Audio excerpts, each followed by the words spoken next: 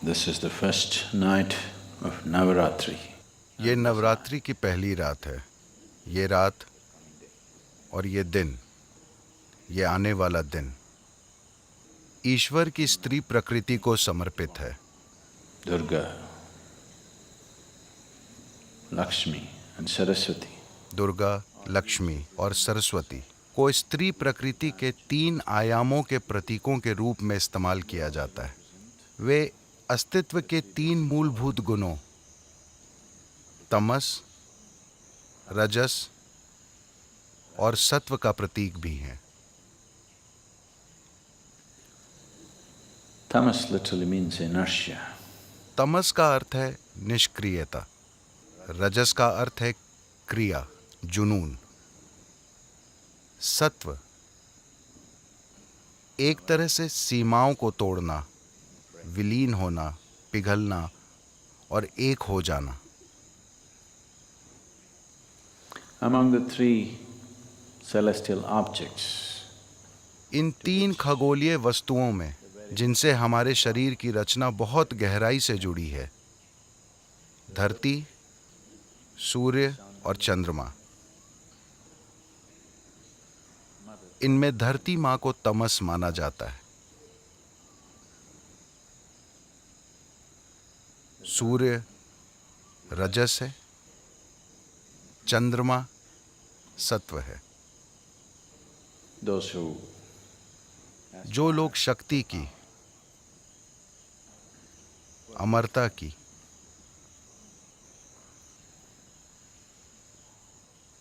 ताकत की इच्छा करते हैं, they will worship वे स्त्री प्रकृति के उन रूपों की पूजा करते हैं जिन्हें तमस कहा जाता है, जैसे काली या धरती माता।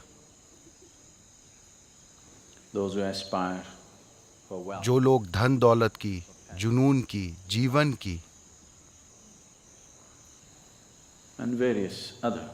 और भौतिक दुनिया के तमाम दूसरे उपहारों की इच्छा करते हैं, वे कुदरती तौर पर स्त्री प्रकृति के उस रूप की कामना करते हैं जिसे लक्ष्मी कहा जाता है या सूर्य।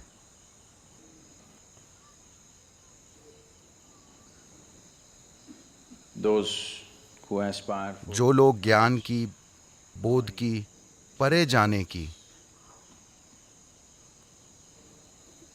immortality of not the body, शरीर की अमरता नहीं बल्कि नश्वर शरीर की सीमाओं से परे जाने की इच्छा करते हैं, they will aspire वे स्त्री प्रकृति के उस आयाम की आकांक्षा करते हैं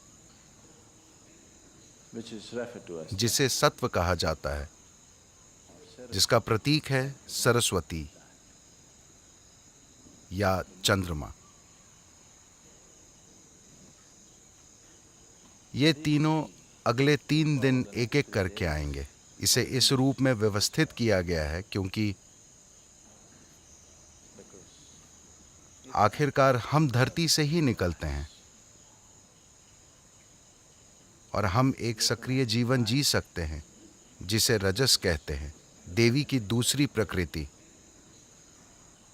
तीसरा, आपके रास्ते में आ भी सकता है और नहीं भी। अगर आपको उन्हें अपने अंदर लाना है तो आपको प्रयास करना होगा, वरना वो आपके अंदर नहीं उतरेंगी। जिन लोगों को ये नहीं पता, लिंग भैरवी की प्राण प्रतिष्ठा 3 मूलभूत चक्रों के साथ की गई है। ध्यान लिंग में 7 चक्र हैं। she has only 3 chakras to उनमें सिर्फ 3 चक्र हैं जो तमस, रजस और सत्व के 3 आयामों का प्रतीक है। Tamas is the nature of the earth and today is her day and she is the one who gives birth. तमस पृथ्वी की प्रकृति है और आज उनका दिन है और वही जन्म देती हैं। गर्भ की जो अवधि हम कोख में बिताते हैं वो समय तमस है ये अवस्था लगभग शीत निद्रा जैसी होती है, मगर विकास होता रहता है। So tamas is the nature of तो तमस पृथ्वी की आपके जन्म की प्रकृति है। जैसे ही आप बाहर आते हैं आप सक्रिय हो जाते हैं, रजस शुरू हो जाता है। अगर आप पर्याप्त जागरूक हुए या पर्याप्त खुशकिस्मत हुए तो सत्व आपको छुएगा, वरना रजस का रंग ऐसा है कि जब तक सब अच्छा चलता रहता है वो अच्छा रहता है। जैसे ही बुरा सिलसिला शुरू होता है रजस बहुत ही ज्यादा बुरा हो जाता है। तो इन 9 दिनों में सबसे बढ़कर to approach every aspect of life in a celebratory way. This is most important. जीवन के हर पहलू को उत्सव के रूप में मनाना ये सबसे महत्वपूर्ण है। अगर आप हर चीज को उत्सव के रूप में लेते हैं तो आप जीवन को लेकर गंभीर ना होते हुए भी पूरी तरह जुड़े होना सीख लेते हैं। अभी ज्यादातर इंसानों के साथ समस्या ये है कि अगर उन्हें कोई चीज महत्वपूर्ण लगती है तो वे उसे लेकर बहुत गंभीर हो जाएंगे। अगर उन्हें लगता है कि वो उतना महत्वपूर्ण नहीं है तो वे उसे लेकर लापरवाह हो जाएंगे, उसमें जरूरी भागीदारी नहीं दिखाएंगे। ये सही तरीका नहीं है। सही रास्ता, जीवन का रहस्य बस यही है, Seeing everything हर चीज को बिना गंभीर हुए देखना, मगर पूरी तरह जुड़े रहना, किसी खेल की तरह। यही वजह है कि जीवन के सबसे गहन पहलुओं का उत्सव मनाया जाता है, ताकि आप उसे चूके नहीं। अगर आप गंभीर हैं, तमिल भाषा में या अंग्रेजी में भी, वो बहुत गंभीर स्थिति में है का मतलब आपको पता है कि अगला कदम किधर होता है। और ढेर सारे लोग गंभीर स्थिति में हैं। उनके साथ सिर्फ एक ही चीज होती है जिसकी कोई अहमियत है, बाकी चीजें उनसे कतरा कर निकल जाएंगी, क्योंकि जिस चीज को वे गंभीर नहीं मानते वे उसमें भागीदारी और समर्पण नहीं दिखा पाते। सारी समस्या बस यही है। तो आज वो दिन है, आप धरती पर बैठे हैं, आपको बस उनके साथ एक होकर रहना सीखना चाहिए। आप वैसे भी उनका एक हिस्सा हैं।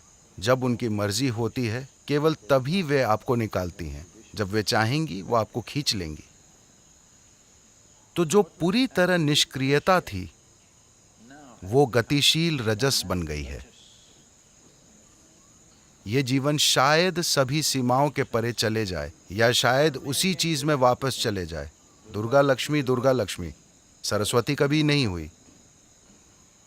इसका मतलब है कि आप चक्कर लगा रहे हैं, आप जाल में फंसे हैं, जीवन मृत्यु, जीवन मृत्यु, जीवन मृत्यु।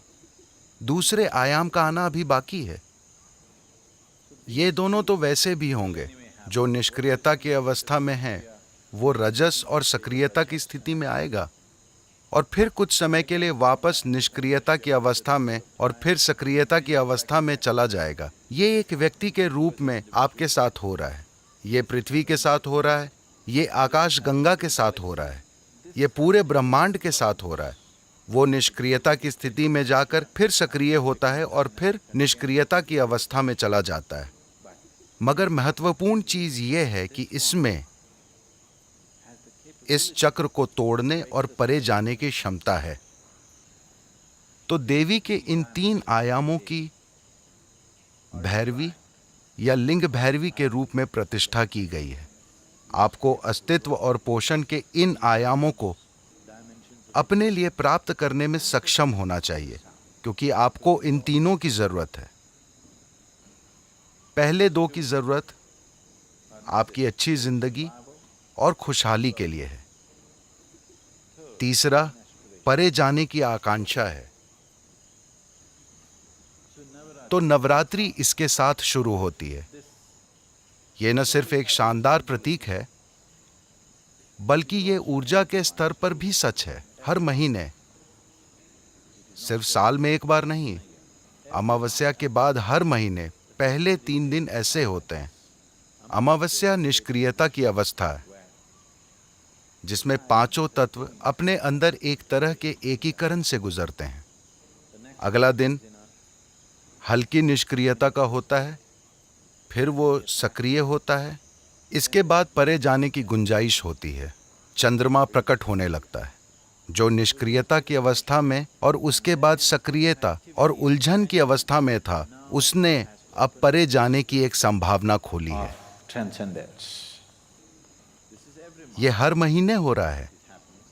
This particular month is a little more pronounced. ये महीना कुछ अधिक स्पष्ट होता है, क्योंकि ये अमावस्या साल की दूसरी अमावस्याओं से अधिक स्पष्ट थी।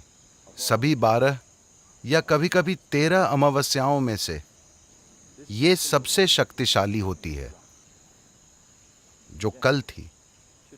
आज पहला दिन है। आज दुर्गा या काली का दिन है। Enjoy the Navaratri and make use of it. Navratri का आनंद लें और उसका लाभ उठाएं। Those of you who are जो लोग कुछ खास तरह की साधना कर रहे हैं, जैसे ब्रह्मचारी और कुछ दूसरे लोग, उनके लिए किसी भी दिन से कोई फर्क नहीं पड़ता, मगर बाकी लोगों के लिए ये मायने रखता है। making use of little supports that nature offers is good to make use of. प्रकृति हमें जो छोटे छोटे सहारे देती है, उनका लाभ उठाना अच्छी बात है। अपनी खुद की शक्ति के साथ आगे बढ़ना असंभव नहीं है, लेकिन ज़्यादा लोग ऐसा नहीं कर पाए हैं, बस इतना ही। तो इन 9 दिनों का लाभ उठाएं। अगर आप इन 9 दिनों के लिए यहाँ हैं, तो कृपया उसका लाभ उठाएं। आपको देवी के साथ थोड़ा समय बिताना चाहिए। इन 9 दिनों में ऐसा करना बहुत अच्छा होगा।